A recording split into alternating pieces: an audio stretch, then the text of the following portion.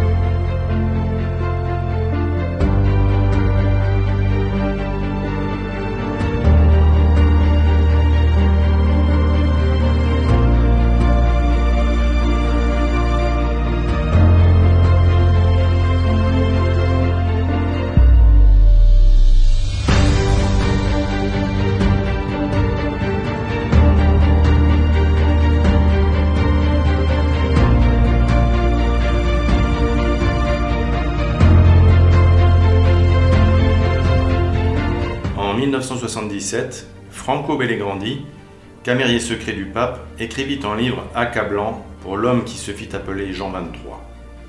Cet ouvrage, qui ne fut publié qu'en 1994, dévoile l'appartenance de M. Roncalli non seulement à une loge maçonnique, mais aussi ses accointances marxistes et son imprégnation moderniste, valant à cet homme qui fut élu, entre guillemets, pape, de multiples raisons d'excommunication bien avant le conclave de 1958. Le chanoine Giambattista Mazzoleni assista en 1911 à plusieurs conférences données par Angelo Roncalli et conclut que le conférencier tenait plus compte de ses opinions que des conseils évangéliques.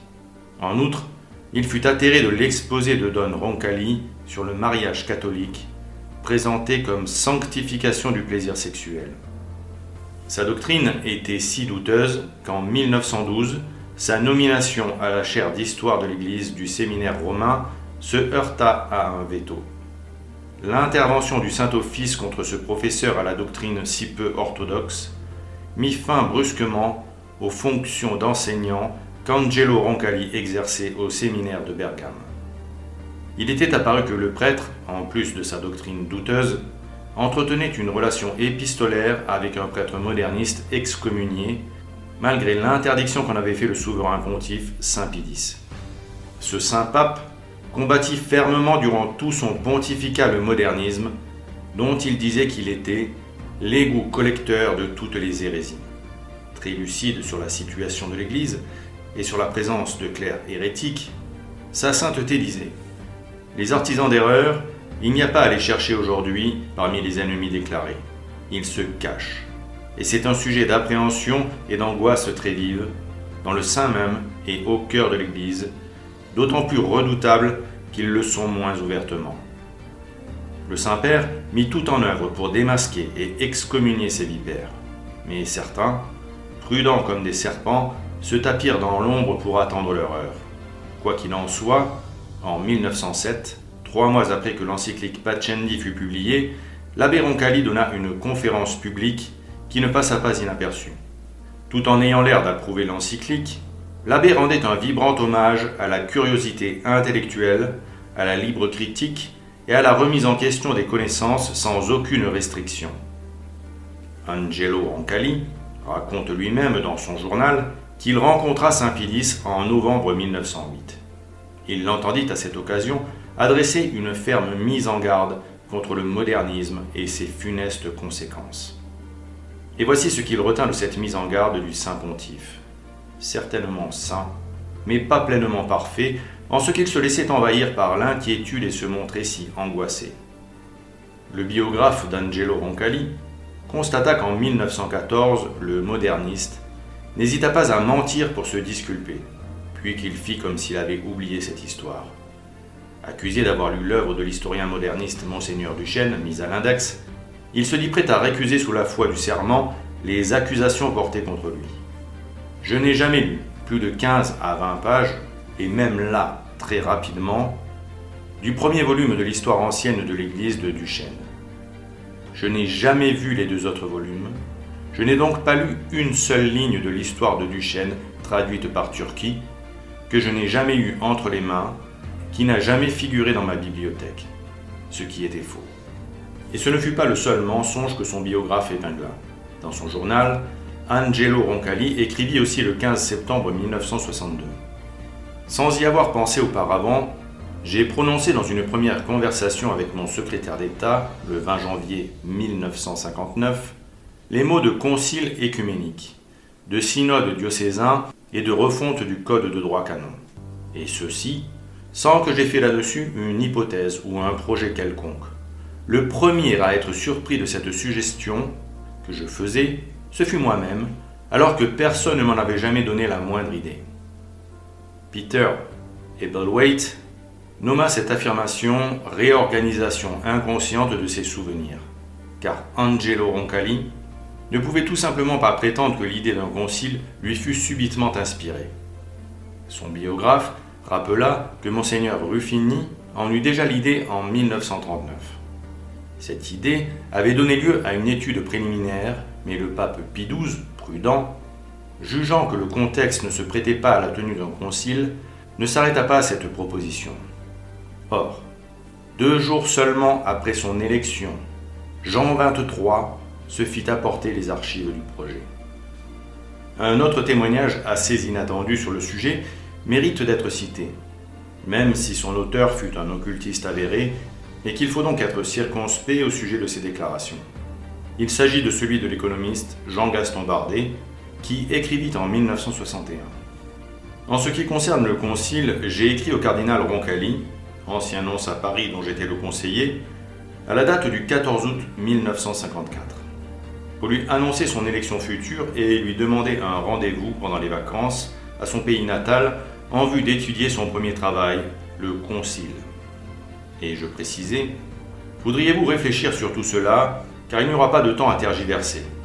Dès l'ascension au trône pontifical, le plan doit se dérouler instantanément et surprendre tous les politiques.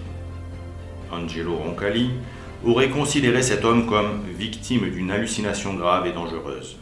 Mais il lui répondit par courrier le 26 août 1954, ce qui prouve que l'économiste n'a pas inventé ce courrier.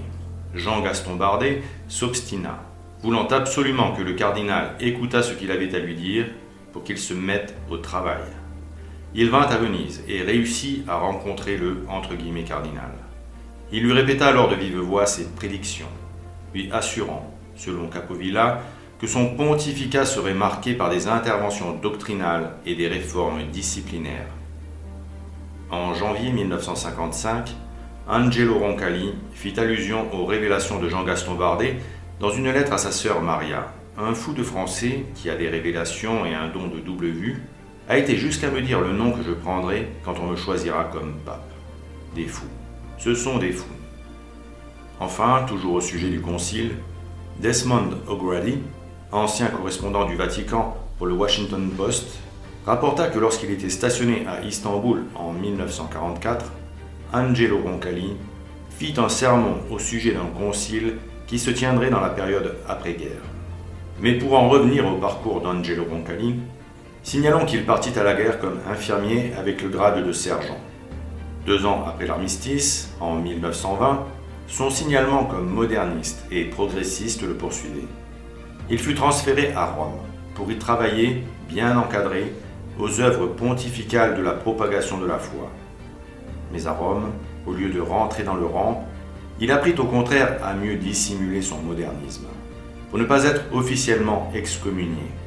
Rongeant son frein, comme tous ceux de la faction séditieuse moderniste, il attendit le moment propice pour laisser s'exprimer au grand jour sa volonté d'unir l'Église au monde.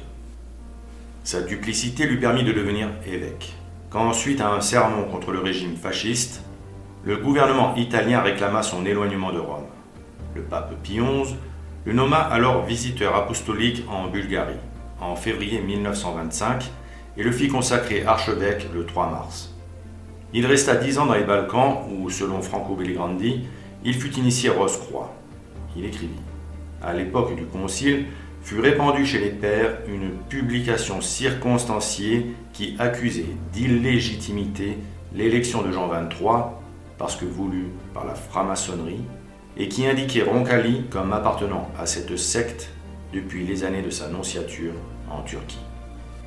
Après les Balkans, ce fut la nonciature à Paris, période durant laquelle plusieurs sources prétendent qu'il fut initié franc-maçon. Yves Marsaudon, écrivain français franc-maçon par exemple, l'affirma. Marie-Bol Martinez, correspondante pour The Wanderer, National Review et The American Spectator, écrivit que des gardes républicains avaient observé depuis leur poste le nonce, en tenue civile, quittant sa résidence pour assister aux réunions du jeudi soir du Grand Orient de France, loge de son ami Vincent Auriol. En 1994, dans une interview accordée au magazine 30 Days, le grand maître du Grand Orient d'Italie déclara « Il semble que Jean XXIII fut initié à Paris et participa aux travaux des ateliers d'Istanbul. » Puis vint le temps du patriarcat de Venise, quand Angelo Roncalli devint cardinal.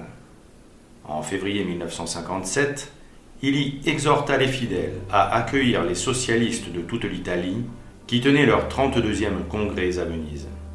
Sur les affiches que le patriarche avait fait apposer sur les murs de sa ville, on pouvait lire « Je salue cet événement extraordinaire qui a tant d'importance pour l'avenir de notre pays. » Drôle de façon de transmettre le magistère de Pie XI, qui enseignait en 1931 que personne ne peut être en même temps bon catholique et vrai socialiste. Le cardinalat lui permit de briguer le Saint-Siège et de l'obtenir. Mais on se souvient que cet homme avait rencontré le pape Saint Pie X et de ce qu'il en avait pensé avant et après sa rencontre. Son cœur trouble penchait déjà vers le modernisme. Il s'était rangé derrière l'avis de catholiques excommuniés et d'écrivains mis à l'index, plutôt que derrière le grand Saint Pie X. Pourtant, voilà ce que sa sainteté Saint Pie X disait au sujet de l'amour que l'on doit porter au Saint-Père. Quand on aime le pape, on ne discute pas au sujet des mesures ou des ordres qu'il donne. On ne recherche pas jusqu'où doit aller l'obéissance et quelles sont les choses dans lesquelles on doit obéir. Quand on aime le pape, on n'objecte pas qu'il n'a pas parlé assez clairement. Comme s'il était obligé de répéter à l'oreille de chacun ses volontés clairement exprimées, tant de fois, non seulement de vive voix, mais encore par des lettres et d'autres documents publics. On ne met pas en doute ces ordres, sous le prétexte, si facile pour celui qui ne veut pas obéir, que ce n'est pas le pape qui commande, mais ceux qui l'entourent. On ne limite pas le champ où son autorité peut et doit s'exercer. On ne préfère pas à l'autorité du pape celle d'autres personnes, si doctes soient-elles, qui ne sont pas du même avis que le pape. Car si elles ont la science, elles n'ont pas la sainteté, parce que celui qui est saint ne peut être en dissentiment avec le pape. Mais le jeune Roncalli n'avait pas aimé la manière dont le souverain pontife l'avait mis en garde contre les dangers du modernisme. Il l'avait vu comme un oiseau de malheur, un prophète de mauvais augure. Son analyse sur les temps que l'Église du XXe siècle traversait tranchait radicalement avec celle de Saint Pie X, comme le montre la comparaison d'un passage d'une allocution de Jean XXIII à l'occasion de l'ouverture du pseudo-concile Vatican II et d'un passage de la première encyclique de Saint Pie X, mise en avant par l'abbé Ricossa. Le pape Roncalli déclara en effet « Dans l'exercice quotidien de notre ministère pastoral, il nous faut souvent entendre, à notre grande tristesse, ceux qui, bien qu'enflammés de zèle, n'ont pas beaucoup de jugement ou de sens de l'équilibre. Pour eux, le monde moderne n'est que trahison et ruine.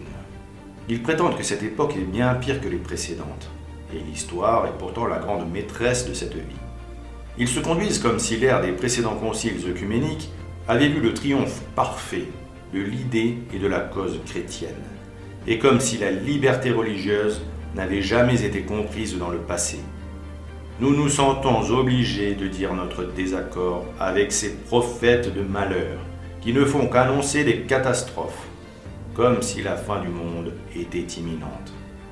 Pourtant, aujourd'hui, la Providence nous guide vers un nouvel ordre des relations humaines, qui, grâce à l'effort humain, dont il dépasse toutefois largement les espérances, nous vaudra la réalisation d'espérances encore plus grandes et dont nous n'osons même pas rêver.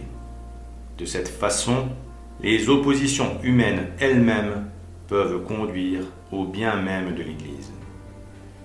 Angelo Roncalli se permit donc de faire cette déclaration alors que la première encyclique de Saint Pie X, rappelons-le, montrait l'inquiétude du souverain pontife vis-à-vis de la situation de l'Église. Inquiétude si profonde qu'il en venait à se demander si l'Antéchrist n'était pas déjà né. Car voici ce qu'il disait avec angoisse.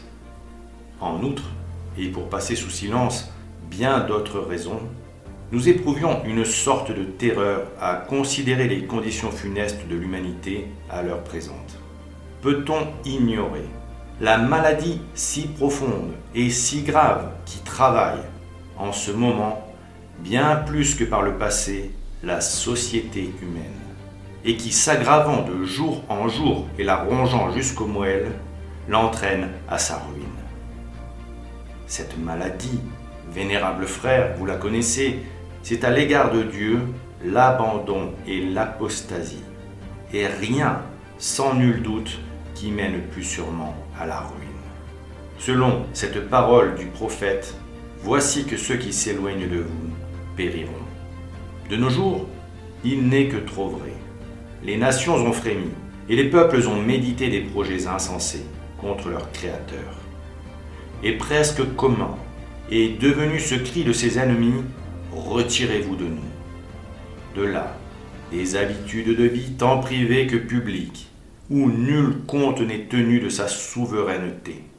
Bien plus, il n'est effort ni artifice que l'on ne mette en œuvre pour abolir entièrement son souvenir et jusqu'à présent sa notion. Qui pèse ces choses a droit de craindre qu'une telle perversion des esprits ne soit le commencement des maux annoncés par la fin des temps, et, comme leur prise de contact avec la terre, et que véritablement, le fils de perdition dont parle l'apôtre n'ait déjà fait son avènement parmi nous. Si grande est l'audace, et si grande la rage avec laquelle on se rue partout à l'attaque de la religion, on bat en brèche les dogmes de la foi, on tend d'un effort obstiné à anéantir tout rapport de l'homme avec la divinité. En revanche, et c'est là, au dire même de l'apôtre, le caractère propre de l'Antéchrist, l'homme qui, avec une témérité sans nom, a usurpé la place du Créateur en s'élevant au-dessus de tout ce qui porte le nom de Dieu. C'est à tel point que, impuissant à éteindre complètement en soi la notion de Dieu, il secoue cependant le joug de sa majesté et se dédie à lui-même le monde visible en guise de temple, où il prétend recevoir les adorations de ses semblables. Il siège dans le temple de Dieu, où il se montre comme s'il était Dieu lui-même. La différence radicale existante entre ces deux visions du monde est saisissante. Et l'on est obligé de constater qu'entre ces deux discours, il n'y a pas de continuité. Quand pourtant, la situation de la chrétienté ne s'était pas améliorée. Il y avait même un mépris affiché de la part du pseudo Saint Jean 23 à l'égard de ce que le grand Saint Pie X enseignait, afin de mettre en garde les chrétiens des temps mauvais qu'ils traversaient. En toute logique, on peut donc s'interroger sur ce Jean 23, sur sa légitimité, et donc sur la légitimité de ses actes, et plus encore sur sa prétendue sainteté. Et à force de regarder les faits, on ne peut qu'en conclure que cet homme ne fut jamais élu par le Saint-Esprit, mais au contraire, par l'ennemi infiltré dans les rangs des cardinaux. Et quand on considère les fruits de ce vote, on ne peut plus en douter. Les votants ont cherché à satisfaire des hommes et non à satisfaire le bon Dieu. Or, comment une telle chose aurait-elle été possible sans que la plupart des électeurs du conclave ne fussent au préalable des apostats, des hérétiques, des agents ennemis infiltrés, des libéraux privés de la grâce, des mauvais pasteurs, des mercenaires, faibles et incapables de lutter pour l'Église et de paître les brebis du Seigneur. Combien d'entre eux avaient déjà trahi le serment antimoderniste imposé par le pape Saint Pie X à tout homme d'Église avant de pouvoir devenir clerc, ou encore avant d'accéder à une chaire d'enseignement ou à un office ecclésiastique. Car ce serment disait implicitement « Moi, j'embrasse et reçois fermement toutes et chacune des vérités qui ont été définies, affirmées et déclarées par le magistère infaillible de l'Église, principalement les chefs de doctrine qui sont directement opposés aux erreurs de ce temps. Tout prêtre, et a fortiori plus encore tout évêque, était obligé d'avoir pris connaissance des écrits pontificaux dirigés contre les erreurs de ces temps.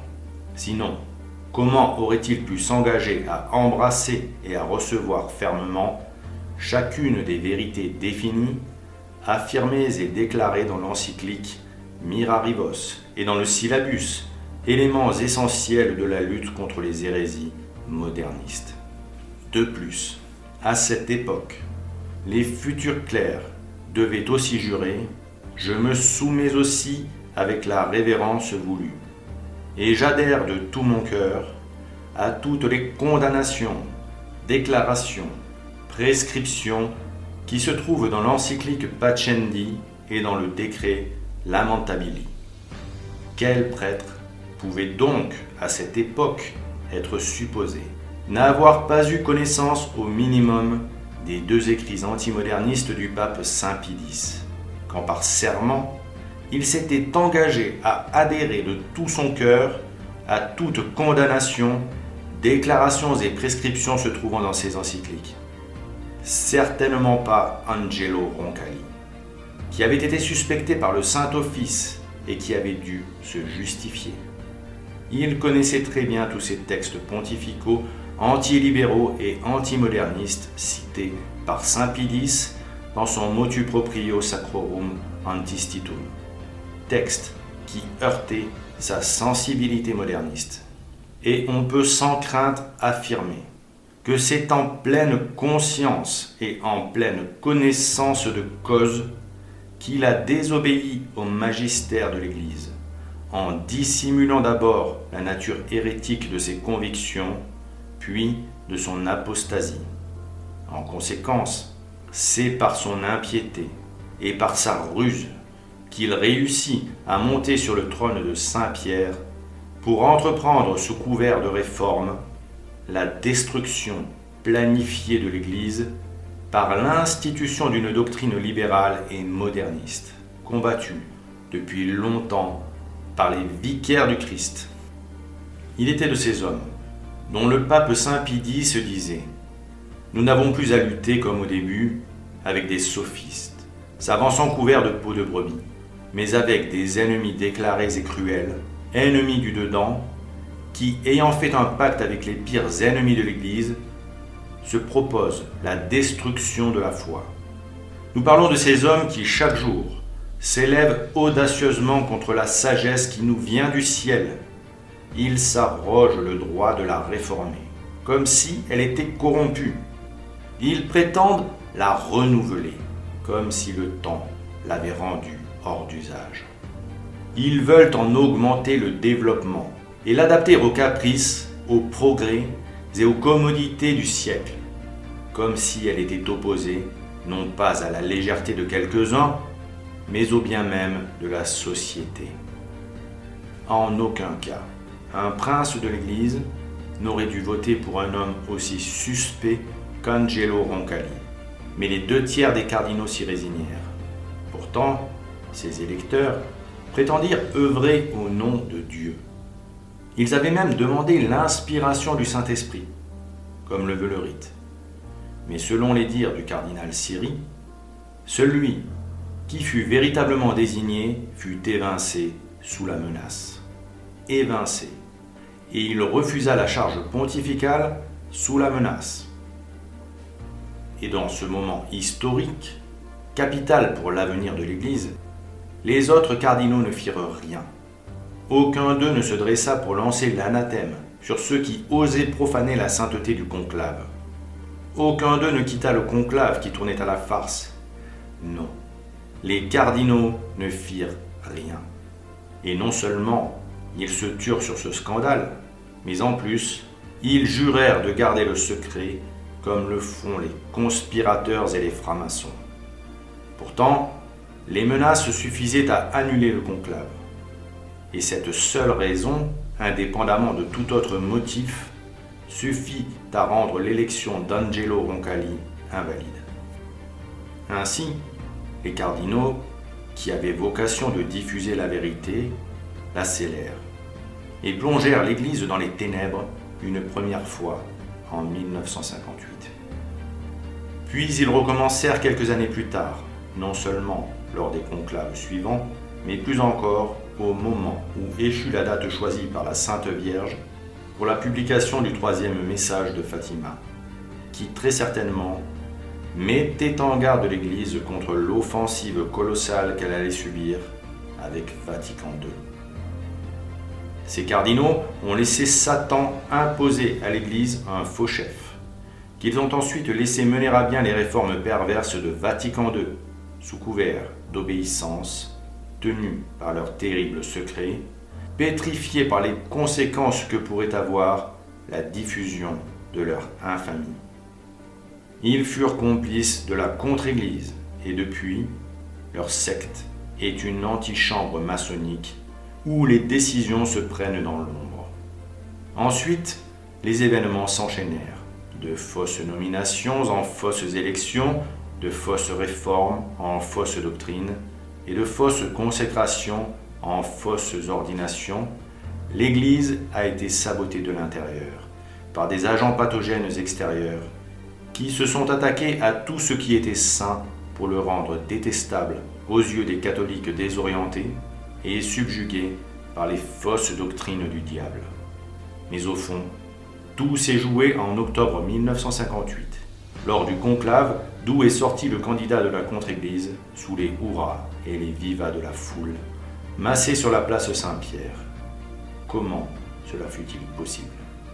Le peuple catholique et les autorités civiles sont à des degrés différents complices de cet état de fait, car ils l'ont cautionné et encouragé par leur manque de zèle, de foi et de charité.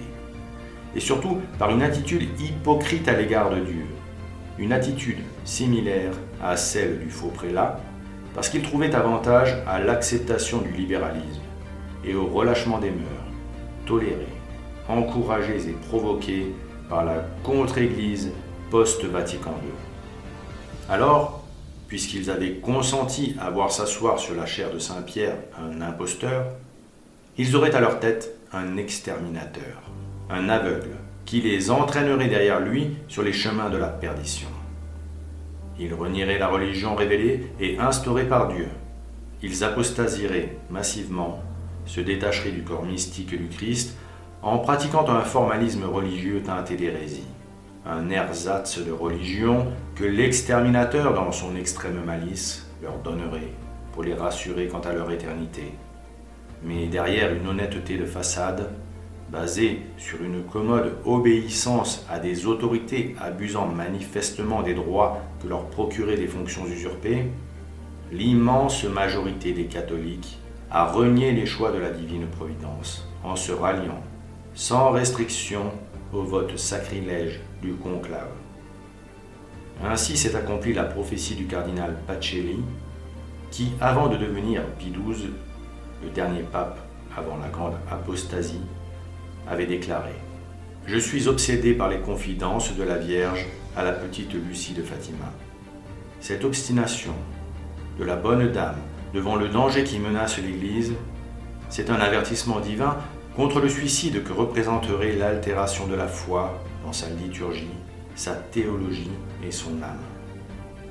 J'entends autour de moi des novateurs qui veulent démanteler la chapelle sacrée, détruire la flamme universelle de l'Église, rejeter ses ornements, lui donner le remords de son passé historique.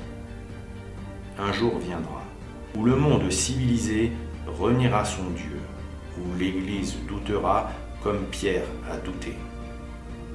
Elle sera tentée de croire que l'homme est devenu Dieu, que son Fils n'est qu'un symbole, une philosophie comme tant d'autres. Et dans les églises, les chrétiens chercheront en vain la lampe rouge où Dieu les attend, comme la pécheresse criant devant le tombeau vide, où l'ont-ils mis? Le Saint-Père ne pensait pas si bien dire. À peine était-il mort que les cardinaux livrèrent l'Église au chaos et à la division. Les uns parce qu'ils étaient des traîtres, les autres parce qu'ils étaient des lâches. Et c'est un imposteur, placé par le diable, qui s'assied sur la chair de vérité afin de la travestir en chair de mensonge pour la plus grande honte de la chrétienté amorphe. Et s'il est absolument vrai et indéniable que sans vicaire du Christ, notre Seigneur Jésus-Christ reprend la tête de l'Église, il est aussi vrai et indéniable que sans chef visible, donnant des directives temporelles, les hommes prennent des libertés, car sans hiérarchie structurée pour faire appliquer la discipline, c'est la division qui règne. Chacun devient son propre chef et se croit autorisé à établir sa propre règle, aussi bien chez les laïcs que chez les clercs.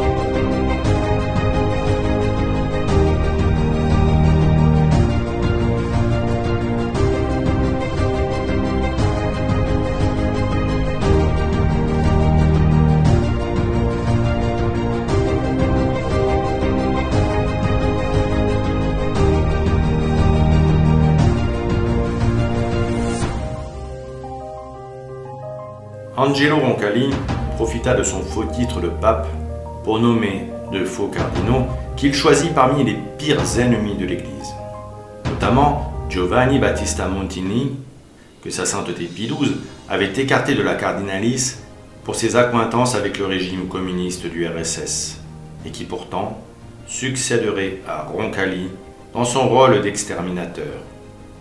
Le cardinal Hénan, qui avait participé au conclave de 1958, déclara « Il n'y avait pas de grand mystère au sujet de l'élection du pape Jean. Il fut choisi parce qu'il était un très vieil homme. Sa principale tâche était de faire de Monseigneur Montini un cardinal pour qu'il puisse être élu au prochain conclave. »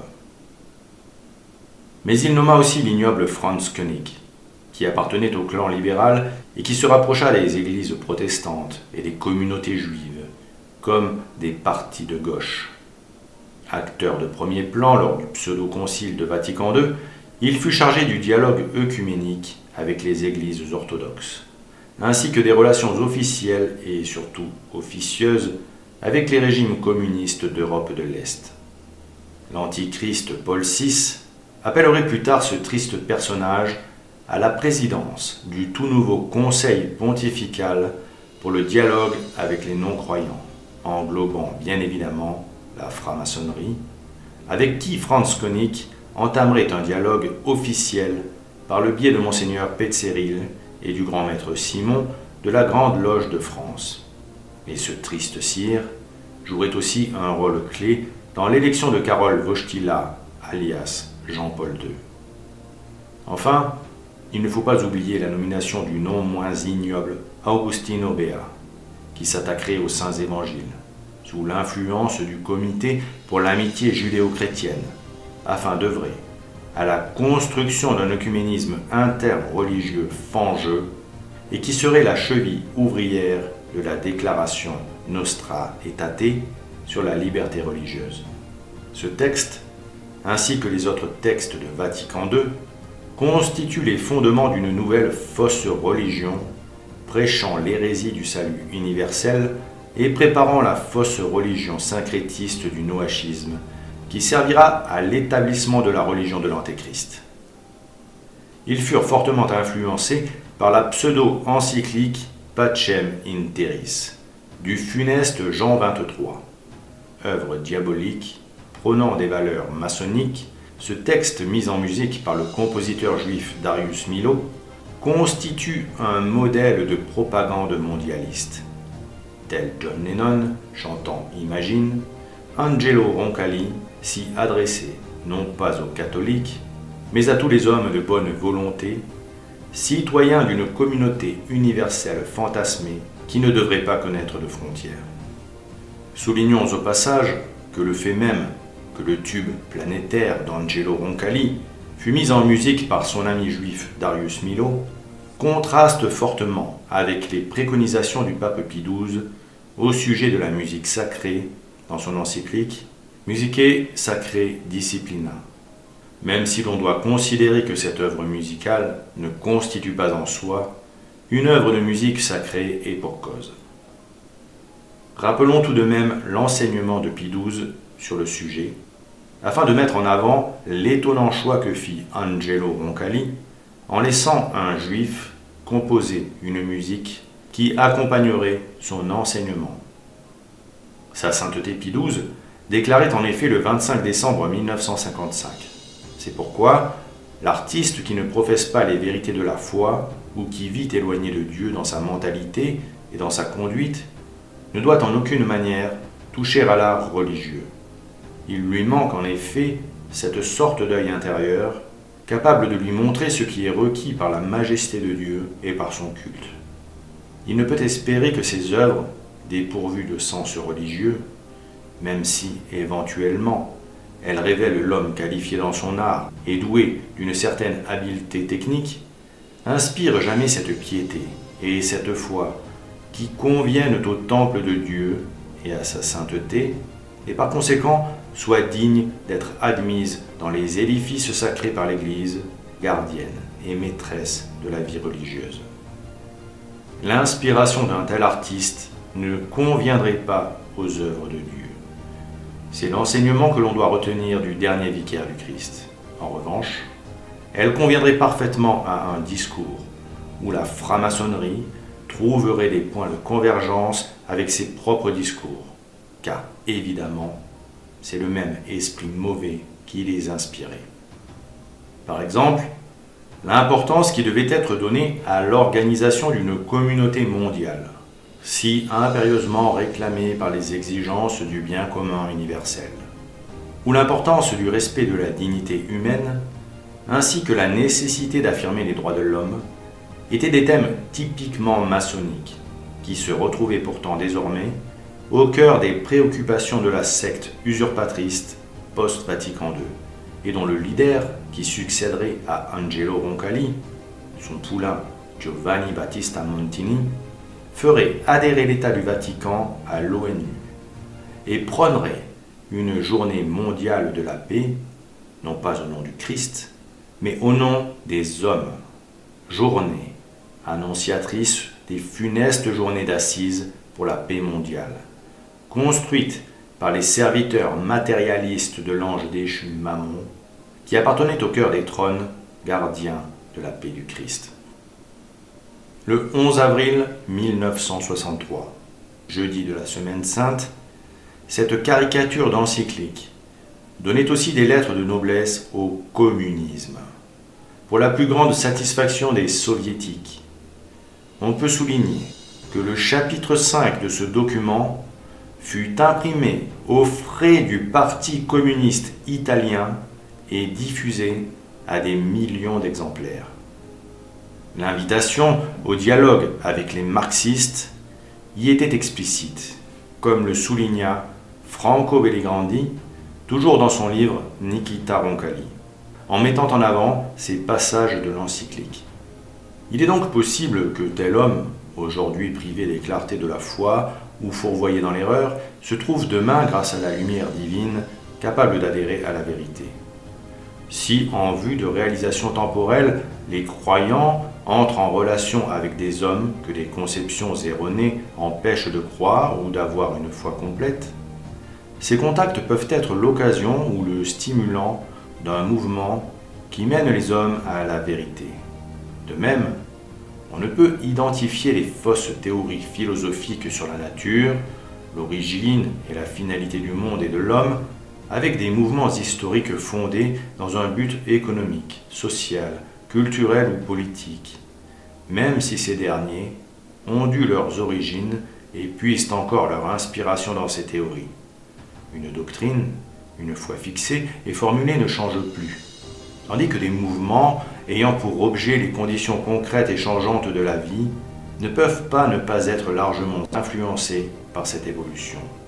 Du reste, dans la mesure où ces mouvements sont d'accord avec les saints principes de la raison et répondent aux justes aspirations de la personne humaine, qui refuserait d'y reconnaître des éléments positifs et dignes d'approbation?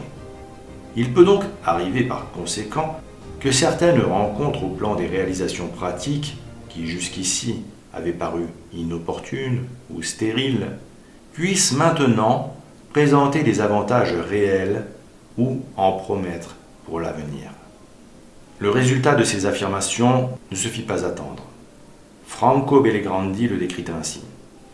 17 jours après la promulgation de l'encyclique tant applaudie des marxistes, l'Italie était convoquée aux urnes. La réaction sans équivoque à Pacem in Terris fut l'accroissement d'1 million du nombre de suffrages accordés au Parti communiste par rapport aux élections précédentes, 5 ans auparavant.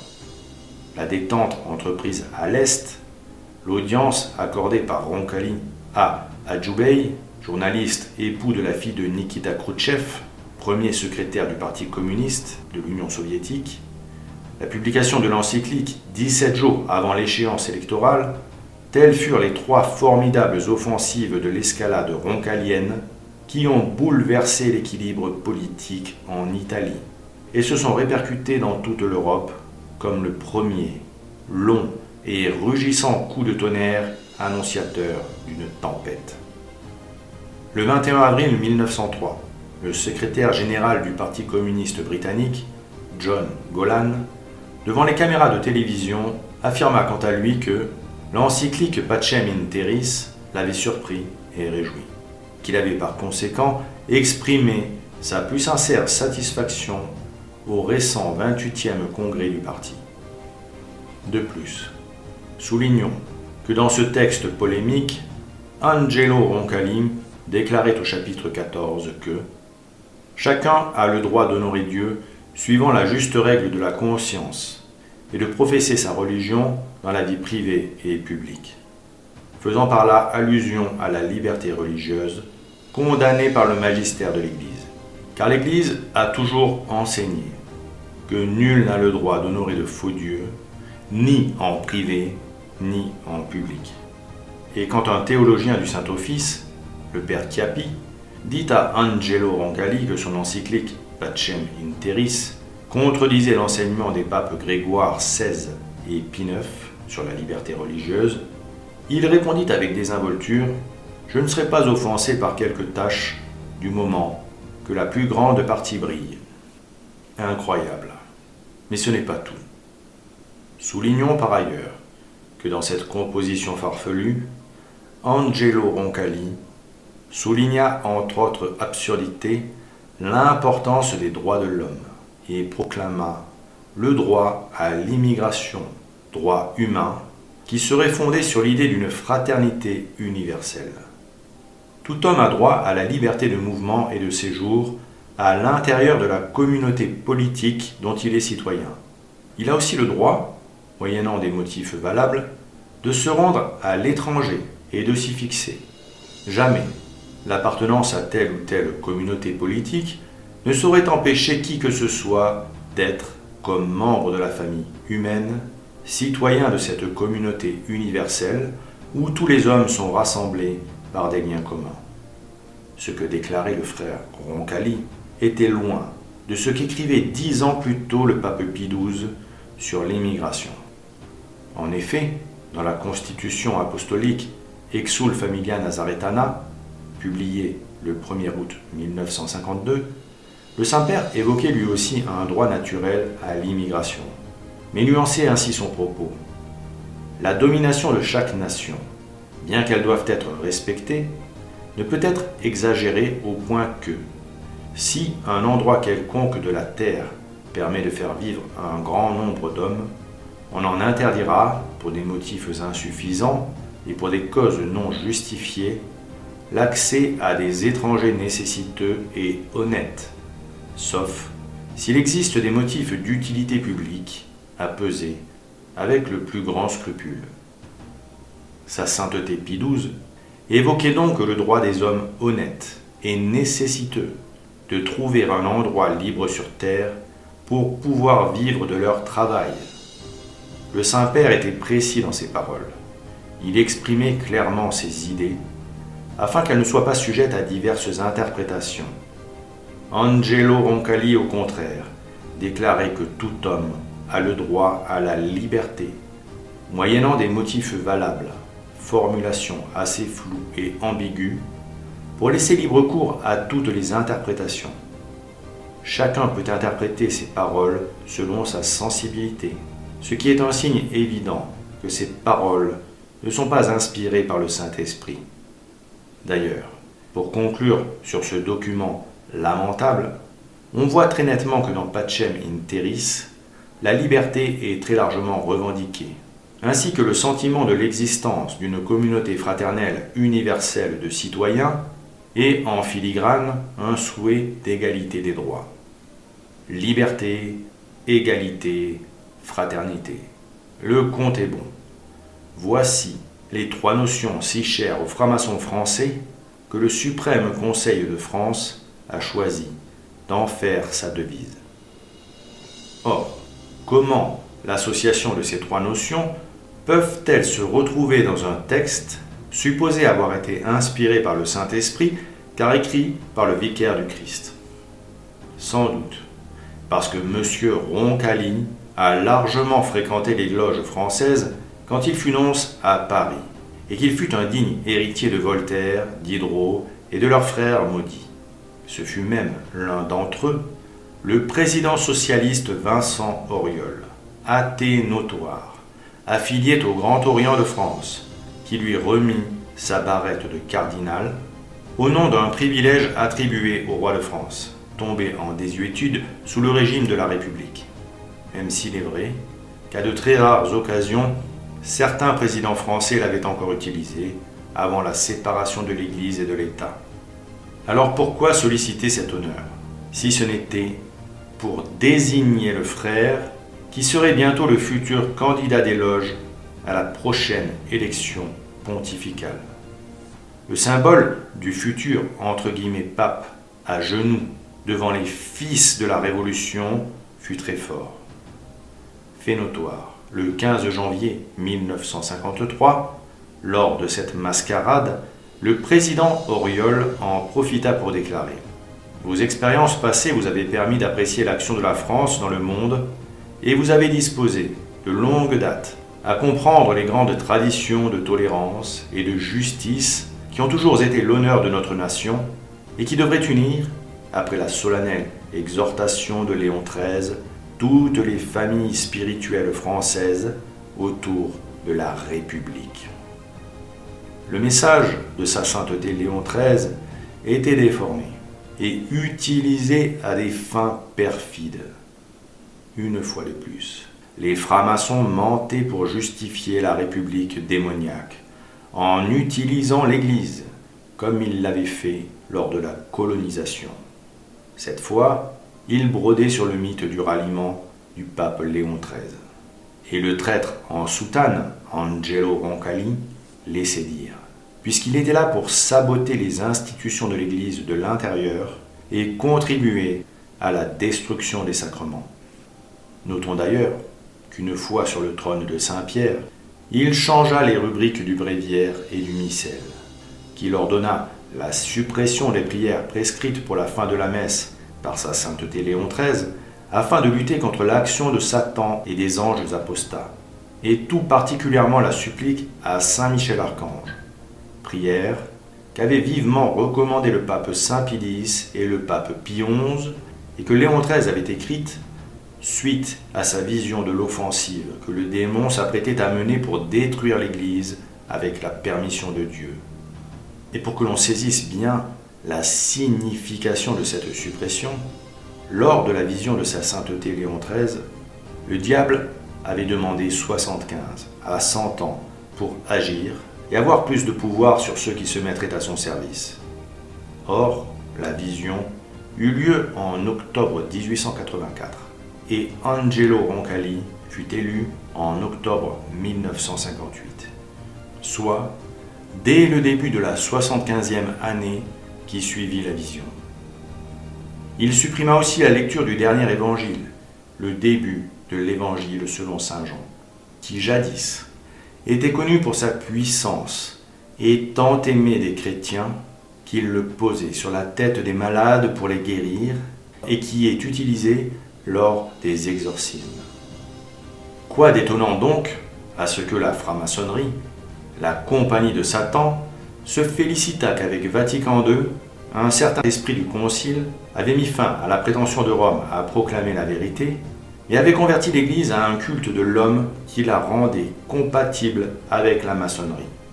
Le franc-maçon Yves Marsaudon déclara « Le sentiment d'universalisme qui sévit ces jours à Rome est très proche du but de notre existence.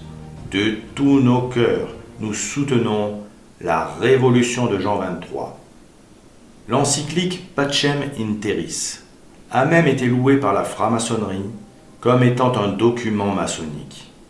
On a en effet pu lire en mai 1963, dans le Masonic Bulletin, organe officiel du Conseil suprême du 33e degré du rite écossais ancien et accepté pour le district maçonnique des États-Unis de Mexico, la lumière du grand architecte de l'univers illumine le Vatican.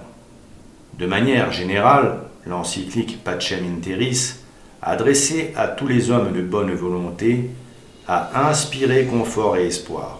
Elle a été louée tant dans les pays démocratiques que communistes. Seules les dictatures catholiques l'ont désapprouvée et ont déformé son esprit. Beaucoup de doctrines et de concepts qu'elle contient nous sont familiers. Nous les avons entendus venant d'illustres rationalistes, libéraux et frères socialistes. Après avoir pesé le sens de chaque mot, nous pouvons dire que, nonobstant l'immondice littéraire typique et proverbiale du Vatican, l'encyclique Pacem in Terris est une déclaration vigoureuse de la doctrine maçonnique. Nous n'hésitons pas à recommander sa lecture réfléchie. Ainsi, la franc-maçonnerie pouvait recommander ce texte et travailler désormais ouvertement à un dialogue entre la maçonnerie et la contre-église post-Vatican II. Ce qui explique qu'en juin 1971, Monseigneur Petzeril, poulain de Franz Koenig, évêque auxiliaire de Paris, parla devant la Grande Loge de France à l'invitation du grand maître Pierre Simon, conseiller de l'Élysée, lors d'une tenue blanche fermée. Cette rencontre fut le fruit de longues négociations au plus haut niveau de la contre-église post-Vatican II. Et il va sans dire qu'un tel événement n'aurait jamais pu voir le jour sans l'apostasie générale post-Vatican II.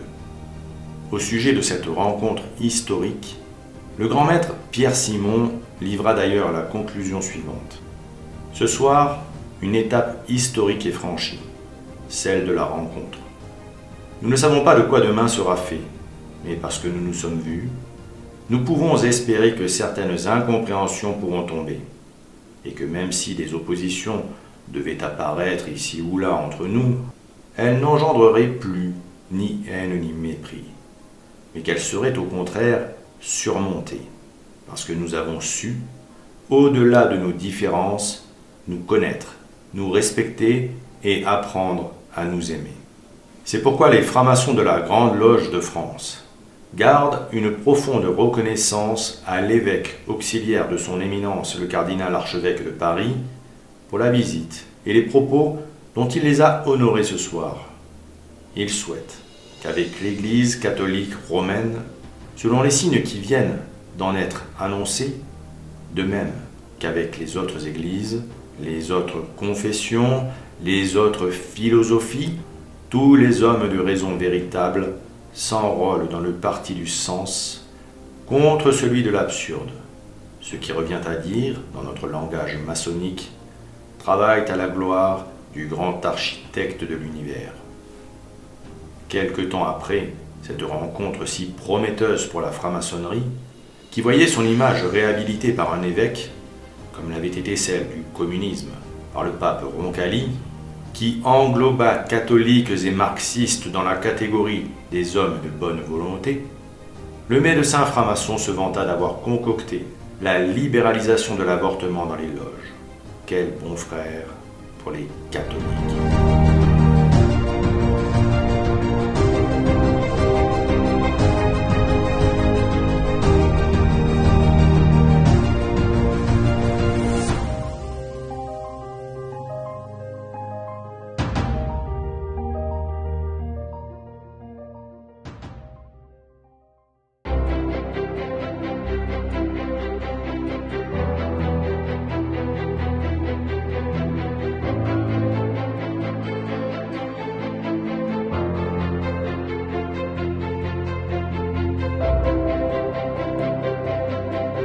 Alors que la France est bouleversée par l'assassinat d'un professeur d'histoire, victime du terrorisme islamiste, une rencontre interreligieuse prophétique s'est déroulée à Rennes le 18 octobre 2020. Prévue de longue date par l'association Jules Isaac, elle invitait Monseigneur Pierre Dornelas, spécialiste du dialogue judéo-chrétien, à présenter la figure de Jules Isaac, ce Rennais, qualifié de génie providentiel par l'archevêque de Rennes, a rencontré à Rome il y a 60 ans le pape Jean XXIII.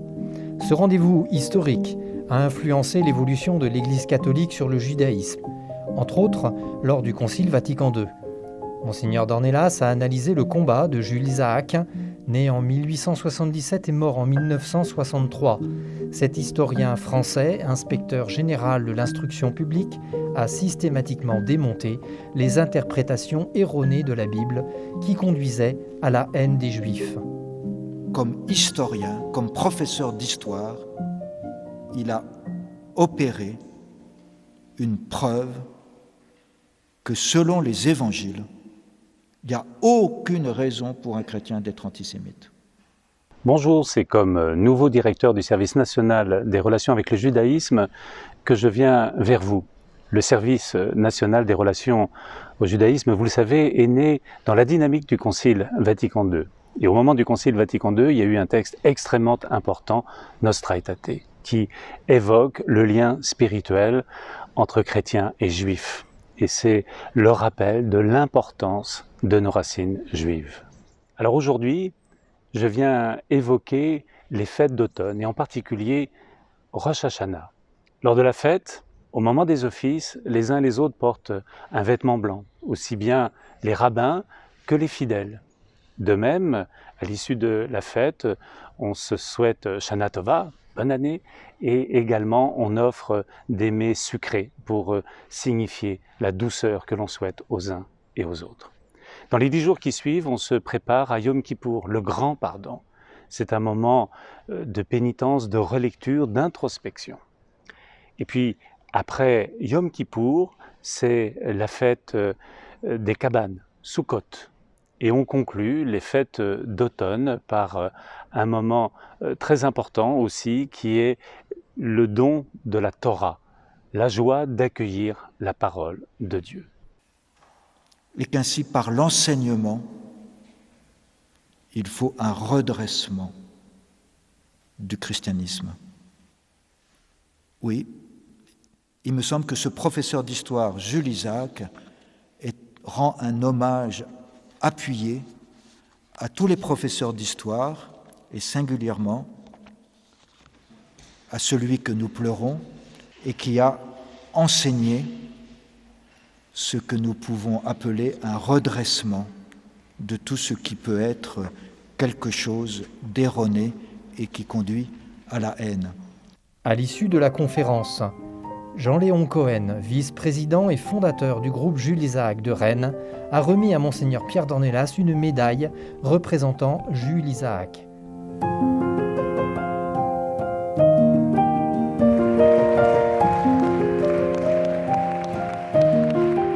Qu'ensemble, nous savons que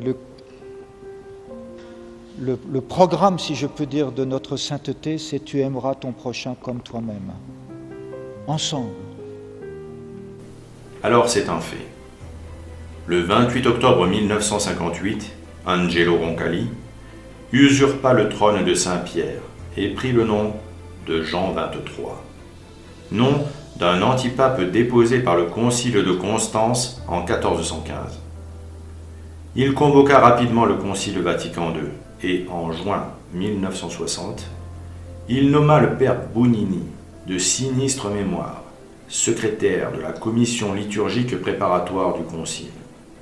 Le frère Bounini, qui quelques années plus tard serait convaincu d'appartenance à la franc-maçonnerie et nommé en Iran en guise de sanction, poursuivit son œuvre misérable de réforme liturgique entamée par la ruse sous le pontificat de Pie XII et cumula les modifications provisoires en attendant les réformes conciliaires. Les leçons des pères de l'Église furent raccourcies au strict minimum, tout en exprimant le souhait hypocrite que le clergé continua à se nourrir l'âme de manière autonome, en puisant de lui-même aux sources patristiques, alors que l'abominable « cardinal Béat » discréditait sournoisement ses enseignements en préparant Nostra Aetate, en collaboration notamment avec le propagandiste Jules Isaac et les associations juives prétendant que l'antisémitisme trouvait ses sources chez les pères de l'Église, comme on peut le lire sous la plume de Jules Isaac, qui écrivait dans son journal « On communiquait beaucoup entre bureaux du Concile et groupes juifs, tandis que l'American Jewish Committee et l'Anti-Defamation League du Bnei Brit se faisaient entendre haut et fort à Rome. De son côté, le rabbin Abraham J. Heschel, du séminaire théologique juif de New York, qui avait fait la connaissance de Béat à Berlin 30 ans plus auparavant, rencontra celui-ci à Rome. Béat avait déjà lu l'ouvrage du séminaire en question intitulé « L'image des Juifs dans l'enseignement catholique ». Cet ouvrage fut suivi d'un autre document de l'American Jewish Committee, article de 23 pages intitulé « Éléments anti-juifs de la liturgie catholique ». S'exprimant au nom de l'American Jewish Committee, Heschel dit espérer que le Vatican expurgerait l'enseignement catholique de tout passage, laissant entendre que les Juifs étaient une race maudite. Et ce faisant, pensait Heschel, le Concile n'exhorterait nullement les Juifs à devenir chrétiens. Ce travail de sape aboutit finalement au désastre du pseudo-concile Vatican II qui consacra l'erreur.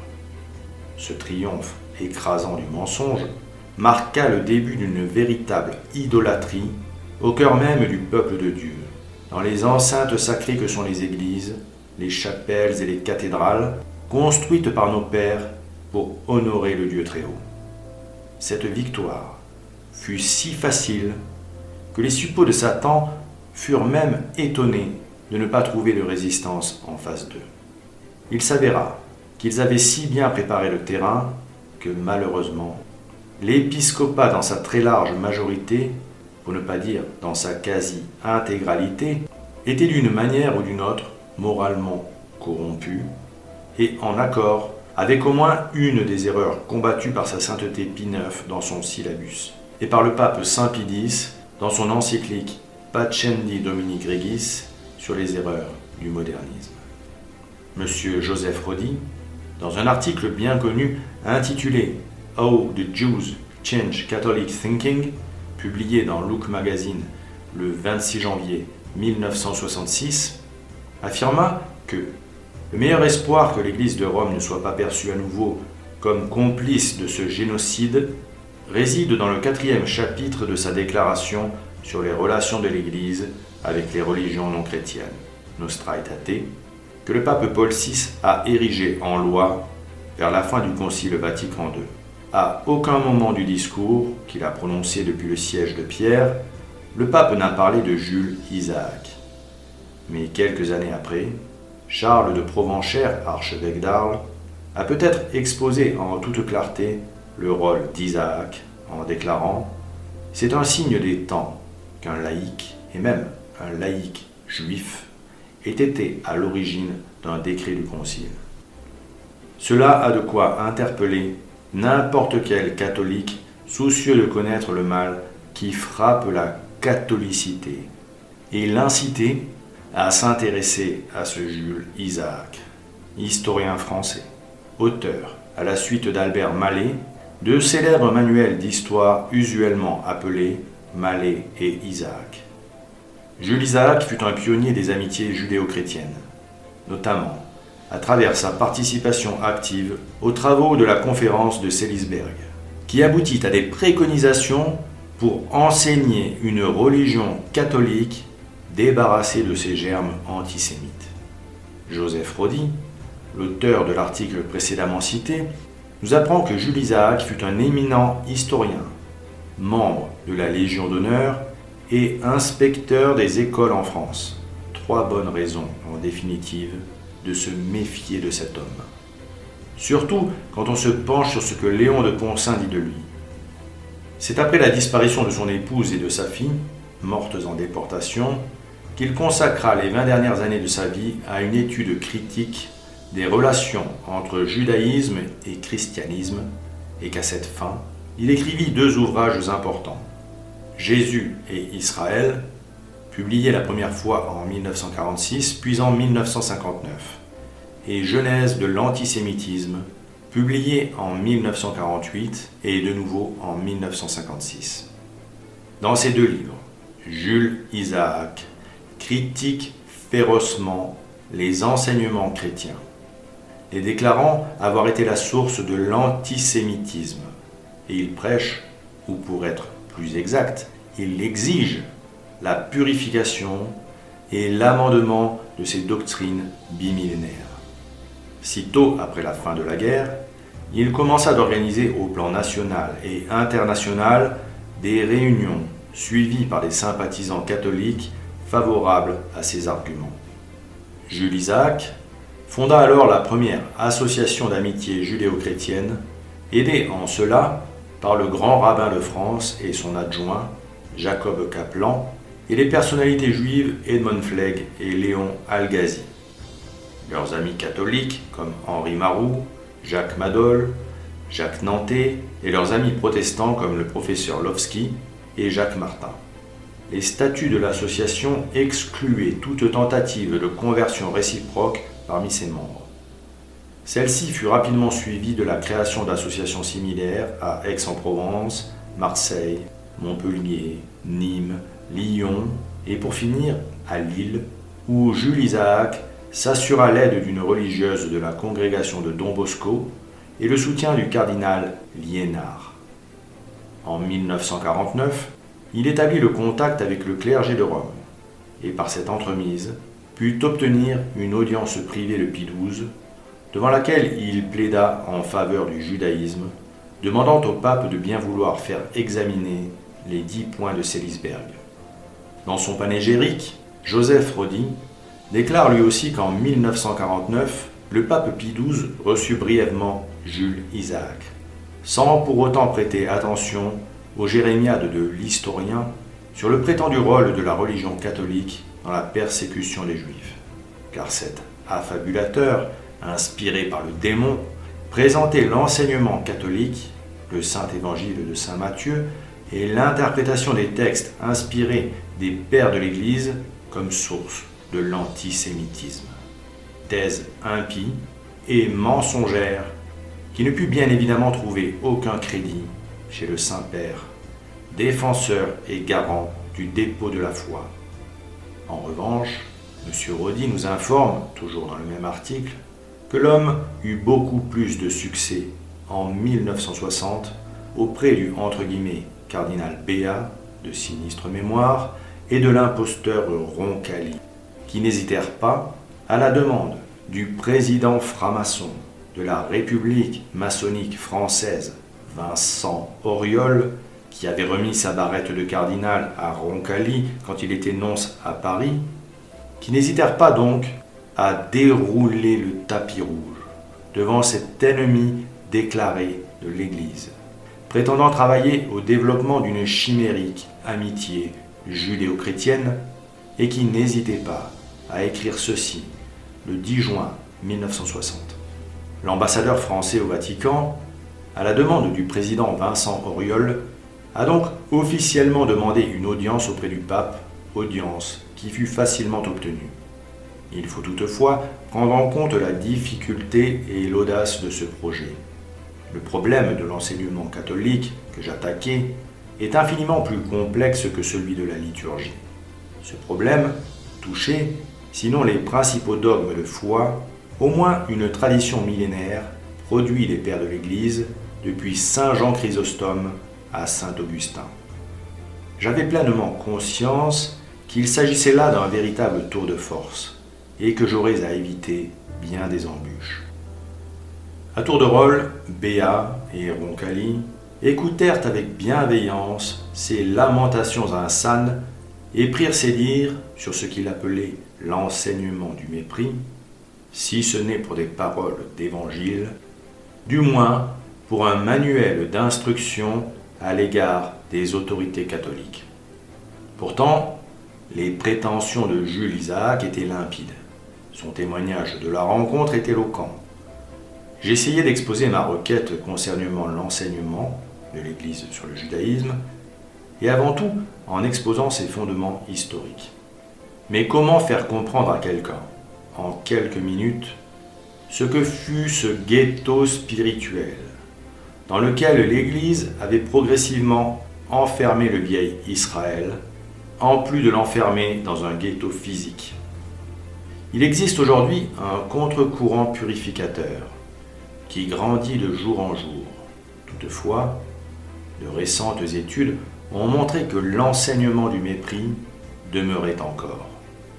Entre ces deux tendances contraires, l'opinion catholique est divisée et incertaine.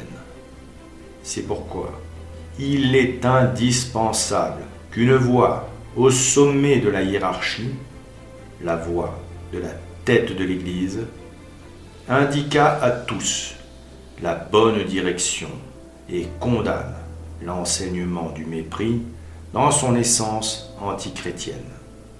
Puis, je présentai ma note conclusive et la proposition de créer un sous-comité pour étudier la question. Le pape répondit immédiatement. Depuis le début de notre conversation, je pensais exactement à cela. À plusieurs reprises, pendant ma courte prise de parole, il montrait sa compréhension et sa sympathie. Mais voici la fin de l'entretien. En lui confiant toute ma gratitude pour son accueil, je lui demandai si je pouvais emporter avec moi quelque espérance. Il s'écria « Vous avez droit à encore plus que cela ». En souriant, il ajouta « Je suis le chef, mais je dois aussi consulter, faire en sorte que ces questions soient étudiées. Ce n'est pas une monarchie absolue ici. » Puis nous nous saluâmes, nous serrant à nouveau simplement les mains. Dans un article publié le 12 juin 2020 sur le site du journal La Croix et intitulé Jules Isaac et le pape Jean XXIII, une rencontre décisive pour la question juive, on peut lire que Norman Tobias, s'appuyant sur les archives du Vatican, montre le rôle déterminant de cette rencontre et la proximité des deux hommes. Et l'article cite un extrait des archives privées du Vatican de Monseigneur Loris Capovilla, secrétaire privé du « pape Jean XXIII ».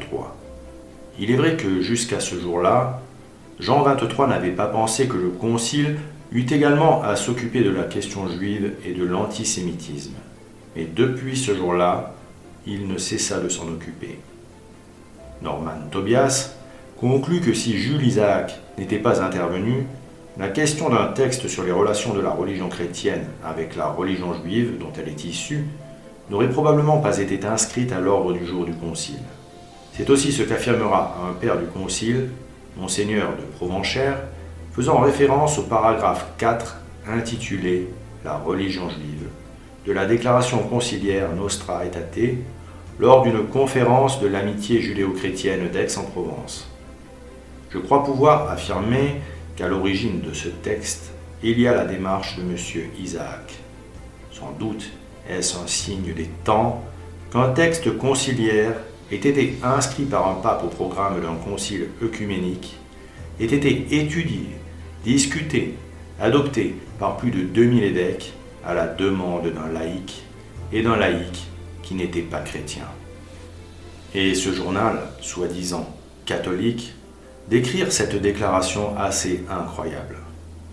Ce 13 juin 1960, le pape Jean XXIII et Jules Isaac ont planté un arbre d'amitié, à la croissance vigoureuse, qui ne cesse de porter des fruits, comme en témoignent, entre autres, les déclarations et gestes des papes après le concile et les rencontres sur le terrain entre juifs et chrétiens. Aujourd'hui, cet arbre d'amitié, il nous appartient de le faire fructifier, pour que juifs et chrétiens aident, par une présence civique et spirituelle, la société moderne à s'orienter. Comme il est vrai que l'on reconnaît l'arbre à ses fruits. On comprend mieux les déclarations de M. Rodi, affirmant que des groupes juifs, comme l'American Jewish Committee et l'Anti-Defamation League du B'nai B'rith, communiquaient avec le « concile Vatican II ».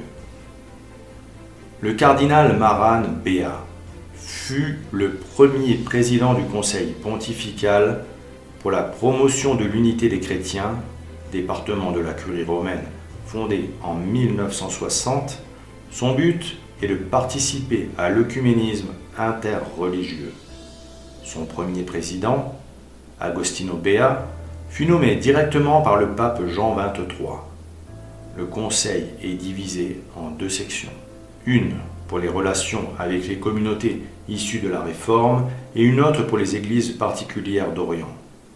On notera que la rencontre entre le « pape Roncalli » et Jules Isaac fut décisive dans la décision prise de créer cette commission et de demander à Agostino Béat, le 18 septembre 1960, de rédiger une déclaration à propos des relations entre l'Église catholique et les Juifs, déclaration qui fut la genèse du document Nostra Aetate. Les instructions d'Angelo Roncalli à Agostino Béat concernant la future déclaration furent de laisser de côté pour le moment ces éléments sur lesquels nous différons. L'attitude qu'il attendait des pères du pseudo-concile Vatican II à l'égard des sectes non catholiques peut être résumée par cette phrase : « Nous n'avons pas l'intention de mener un procès du passé. Nous ne voulons pas prouver qui avait raison ou qui avait tort.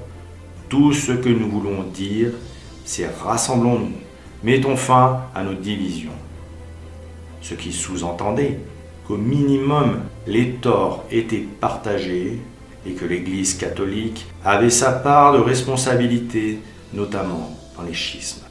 Pour l'anecdote, notons que le 13 mars 1963, Augustin Béat entrait en fin d'après-midi dans les bureaux de l'American Jewish Committee de New York.